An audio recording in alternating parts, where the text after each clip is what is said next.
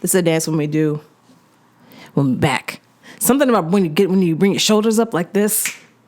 It's like it's weird. It's like as soon as you hit like 45, it's like you start dancing with your shoulders here to up here, and I don't know what happens. Welcome back to Say What Sunday, everybody. I am back. I was traveling. My girl was in town. It was a lot going on, okay? So I had to miss a couple weeks. And I'm not even going to say I'm not going to miss another couple weeks coming up in the future because we going outside nowadays. So if I'm not here, it's probably because I'm outside. But I'm here today, and this is like a real gay episode. There's a lot of gay shit going on in this episode. The podcast version of this is going to be available. Links are down below. Please subscribe to the podcast, people, because if you don't subscribe to the podcast, and that defeats the purpose of me having the damn podcast, and I guess we like to just listen to niggas talk, you know, instead of music now on podcasts. So you can go ahead and subscribe to the podcast. Link is down below.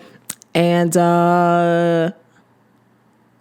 what's the song? 1, 2, 3. Hey, ooh, say what, you know that I like you, baby. Sad news for sex playlist enthusiasts. Your girl Summer Walker may not be putting out any more music after this year, with this Instagram post that she put up that said, LOL, I'm dead ass never making another song after 2020. I don't feel like she's being serious. I don't know what triggered this. I don't know what made her tweet this. I don't know what was going on in that girl's life. I don't know what those lash extensions have seen. But what I do know is that I don't really care that much if she doesn't make any more music, because listen, I like Summer Walker's music. I do. It's very vibey. It's very ride dick and then like write a poem about it energy. It just reminds me of like homework music for strippers, or like music that strippers would write in their diaries too. But all that said, I do like her music.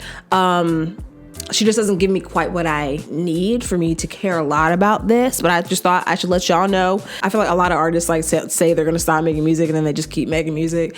It's like drinking. It's just like everybody says they're gonna stop drinking, but do you stop? Absolutely not. You were drunk yesterday. Maybe this means that 2021 she's just gonna put out the music and then maybe just not do anything else, because y'all know she don't like hugging y'all and stuff. She don't like it when y'all get too close. I'm sure if she could, she would do just drive-by meet and greets, just like on Friday, Valentine's Day, just this past Valentine's Day. By the way, I hope that your Valentine's Day was good. I hope that you had a good time, whatever you did, whoever you did. But if you're on Instagram on Valentine's Day, then you might know that Young M.A has now released a strap-on set along with the video for her song She Like I'm Like, which I do really like that song too. I'm just a fan of Young M.A in general. Like, I am a genuine fan of her. I like her. So you can get the strap-on set for $150, or you can get just the strap by itself for a whopping $49.95, I believe. Here's the thing. I'm all for the money move. I'm all like, this just makes sense to me. Here's my concern though.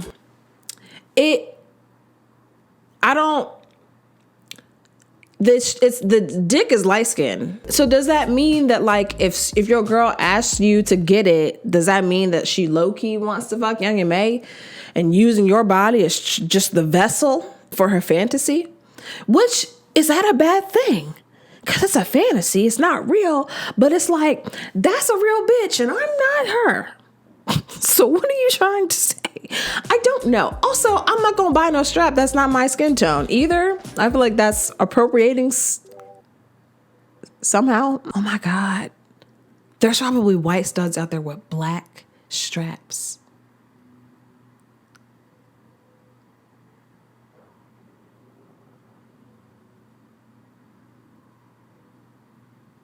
Is this considered blackface? Oh, I have so many questions. This just makes sense to me. And so this Valentine's Day, for the next Valentine's Day, if you got a girlfriend and a wife and you want to fuck the MA way, damn it. I'm not going to dwell on this one too much just because I don't know what the facts. I don't have the car facts, and neither do you. The city of Chicago will not drop lawsuit against Justice Smollett. Smollett? I actually don't really know how you say his name, and I never really have. Smollett. It sounds like a type of African person, and then it also sounds like someone who be knowing about wine. Moving along. The city of Chicago will not drop lawsuit against Jussie now that the new criminal charges have been filed. So this is still happening. I kind of forgot that this even happened. I talked about this in the past, and honestly, like, I'm trying to be okay with having my opinion just be, I don't know what to think, or have my opinion be more than one perspective. Because I feel like when you voice any opinions online, I feel like you have to be like very like staunch in that opinion, and be able to have the knowledge and the learnings to be able to articulate that opinion and really to even argue on that opinion. And oftentimes I find myself like adopting opinions from the internet, and I don't want to do that. And so I'm just going to say, with this case in particular, I don't really know what to think, because I don't know what the facts are. I don't know if the shit actually happened or not. What I do know that is, if this man staged this hate crime against himself, then I don't think that he deserves to go to jail. I saw a tweet with a video from the reel of Amanda Seales and Jeannie Mai going back and forth about it. Jeannie was saying that he thinks that she should go to jail for like 3 years. I'm like, yo, like, all the false outcry, it's just because he's famous and partly because he's gay as well. And I feel like it's a bunch of BS, and I'm not gonna sit here and at this table and act like, you know, he should be handled the way that he should be handled. Like, they're not handling people who need to be handled the way they should be handled, so why are they trying to do it together? That is absolutely true. Yeah. And I don't think it's okay to also stage a hate crime. It's not okay. We can't ever do that. So we have to handle this accordingly as well. What do you think should happen? I think that if 3 years sounds about right, but some things have to be done. I feel like they should figure out if it happened or if it didn't. Hold on. Because that's honestly, you think this man should be in prison for 3 years for a hoax? First of all, we know that if he was actually in prison for 3 years, he's not going to do 3 years. I think that he you said 3 years should, sounds about right. No, he needs to be punished. So I think that at least, if you stage a hate crime, like, I know that happens all the time. But we don't know if that's we true. can't say that that's okay. That's what I want. But what you're saying, if it is true. If this is all alleged, you guys, we have no news. Yeah. But obviously this happens everywhere, and this all should be handled accordingly, but we can't just let this slide. Because they are letting people who do real hate crimes slide every day. Dylan Roof was given Burger King. I recognize that. But that's not right. How do you make it that it's not right? How do you make it? You don't start with making it right with the people who are always treated wrong. So that's my thing. You don't start with, okay, say it again. You don't start with doing it right with the people who are always treated wrong. Like, there's no such thing as a hate crime for white people. Like, so as far as I'm concerned, like, for white people who are not LGBTQ. So my point is, I'm so passionate about this because I feel like we always want to start, like, handling things properly with the folks who are at the bottom of the totem pole. Using them as the example? Using them as the example. But how do you feel about white gay people who have experienced? No, that's why I had to correct myself and say no, like, unless you're a member of the LGBTQ community. So I'm just saying that, like, in the space, because this wasn't just about a hate crime against being LGBTQ. In the report, you know, what he was saying was that he was also called the N-word, et cetera. So it covered a number of issues. That's a whole nother topic when it comes to black men or black people in the LGBTQ community. That's a whole nother issue that we have. But a lot of alphabets. Yes. But I just think back to my friends that actually got hurt and my friends that were killed.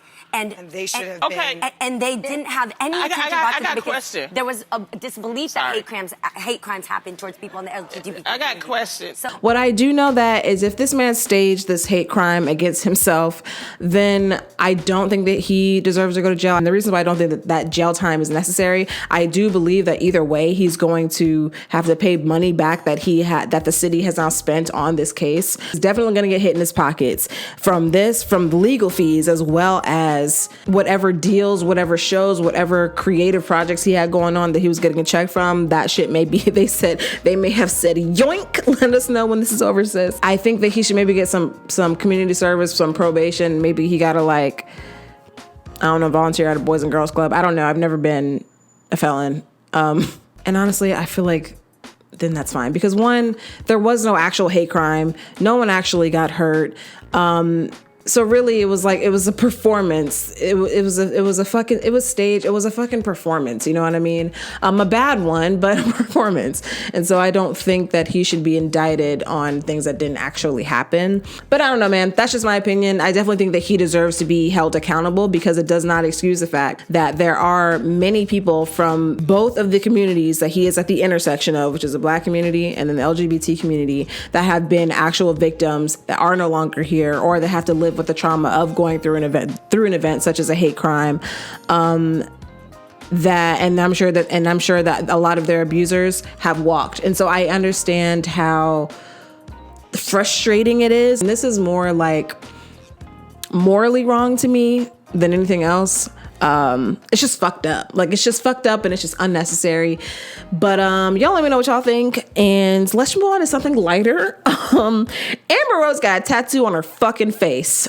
Amber Rose got a tattoo across her forehead, temple to temple, that says bash and slash, which are her son's names. And it is not the URL to a new blog that she's creating. It's just the bash and the slash. It just looks like you turn the head into a comic book strip. Hey man, I just don't understand face tattoos. I've never seen a face tattoo. I think the only time I've ever seen a face tattoo on someone and I was like, I have no opinions on this, was when Danger. Was that her name? Why do I feel like that was her name? Was she on The Flavor of Love, or she was on some reality show? And she said that the reason why she got it was because of Kobe's death. She was motivated to do the things that she's always wanted to do because she was reminded with Kobe's death that life is short. And so she's always wanted to get that specific tattoo. For so many years, she never changed her mind about it. It looks like a choker, but on her head. I'm not a fan of it, but it's also not my face. It's also not my head. And Amber Rose, if there's anything that you're gonna get tattooed on your face, I guess I would much rather it be your son's. So, do you? I'm so hungry. Hold on, guys.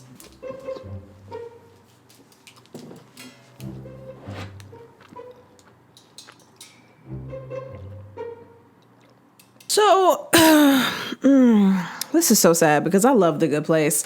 But Jameela Jamil got some backlash online when her role as a judge on HBO's new show, Legendary, which I believe is a voguing competition show. Now, if you are like me and you saw this, you were like, that doesn't seem like it should be this way. Because Jameela Jamil is in no way qualified to be a judge for this.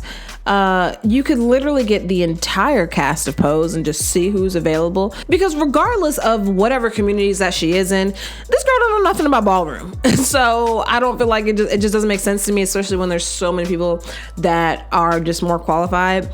And honestly, she came out in lieu of all of this shit, and she said this isn't the way that she wanted to come out. I don't think she came out to strengthen her case for being on the show. I don't think that she said, I am queer, y'all, too. So I don't think that I think that she knows that her being queer doesn't necessarily make her more qualified. It just makes you queer and unqualified. Now, just because you're gay doesn't mean you know about ballroom. Regardless of orientation, you don't know about ballroom. And I read, and she went on Twitter and she basically kind of doubled down, and she said that she's trying to use her platform to make ballroom more mainstream, to give it the praise and I guess the appreciation and the views and the coin that it deserves. But I just don't, first of all, let me just say this. I don't know if I needed this show. When Black people, when queer people create our own spaces, we don't create those spaces to challenge the pre-existing spaces that we're not really welcomed in. I don't think anyone's asking for these parts of our culture to become mainstream, especially when the people that are the face of it don't even truly represent the culture itself. So that's something that I was thinking about. And I understand Jameela Jamil's a really big advocate. I know that she's just out here fighting for everybody, you know what I mean? And I appreciate the effort, and like I said, I'm a fan of your work. I like The Good Place. But I think that part of the responsibility of being an ally, I feel like part of that is knowing when to step aside. This just feels like a bad representation of that. So to my knowledge, she's still doing the show. Like, I don't think she's not doing it anymore. I also don't know who else is on the show. I heard Meg Thee Stallion might be on it, is a judge as well, which, I mean, I love Meg, but also that doesn't make sense to me either. So I don't know if they're trying to do like an American Idol type of thing where only like 2 bitches on the actual panel are like really qualified to be able to comment on these people that are actually auditioning, performing. Because like, what the fuck did Ellen know about singing? Okay, Ellen, you dance in your pantsuits. If there was a dance competition show, but like only in blazers, then yeah, Ellen, you'd be dope for that. But that's not what that was. I think it's unfortunate that this is the way that she came out. Like, I don't think it should have been this way, but I understand it was to combat the people that were saying that you weren't actually queer. But yeah, it's sad regardless. And because, you know, coming out, it should be a special thing and people should do it how they really want to do it in the best way that is comfortable for them. If this show actually does end up happening, I'll probably watch like the first episode and probably none after that. I'm done. That's to say what's done. I hope that you like this video. Make sure that you give me a big old juicy, fat ass, plump, smooth, ripe, wet like. Ew, I hated that as much as you did. I'm sorry. And subscribe because you know you like me. Like, stop. Leave comments and things, make a friend, get to know each other, and I'll see y'all very soon in another video. Bye, girl.